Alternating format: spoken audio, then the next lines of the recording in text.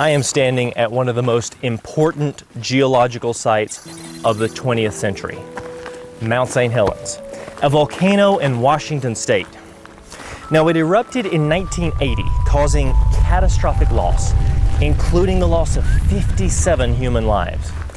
Now, while it was tragic, this eruption gave scientists tremendous insight into geology as they watched this landscape being reshaped right before their eyes. You see, a volcano isn't just about lava and a massive eruption. This volcano caused landslides, burying the area in volcanic ash, mudflows, and so much more. It was a rapid chain of events, all triggered by the 8:32 a.m. eruption on May 18, 1980.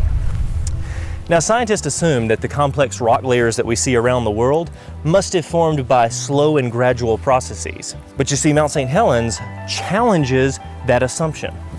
The chain of events that this volcano triggered produced these little complex sediment layers up to 600 feet thick. And this is a minor catastrophe compared to some that have happened in the past. Slurries of volcanic ash moving at 80 miles per hour deposited layers of volcanic sediment. Surprisingly to geologists, these deposits have multiple layers, including very fine layers and very thick layers. Now, these were deposited in just seconds to minutes. We're not talking about slow and gradual with changing seasons, as most people often assume. Now, in 1980, Mount St. Helens was covered in old-growth forest dominated by giant Douglas firs.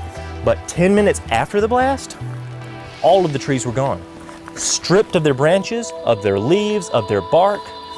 But you see, Spirit Lake sits at the bottom of the mountain, and it looks pretty calm like any lake today. But on May 18th, 1980, well, the rush of material sliding off of the mountain into the lake pushed much of the water from the lake, and you see, as it rushed back, it dragged over 1 million trees back with it.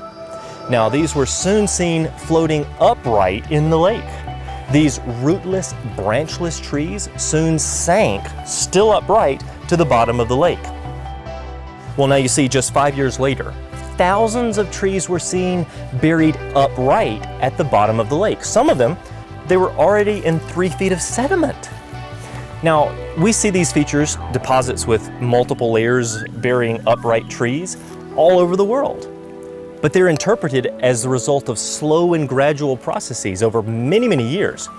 But you see, Mount St. Helens dramatically showed the incredible power of a catastrophe to reshape the landscape.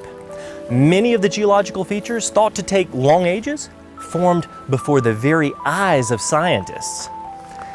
You see, the global flood of Noah's Day was a catastrophe that makes Mount St. Helens look like nothing in comparison.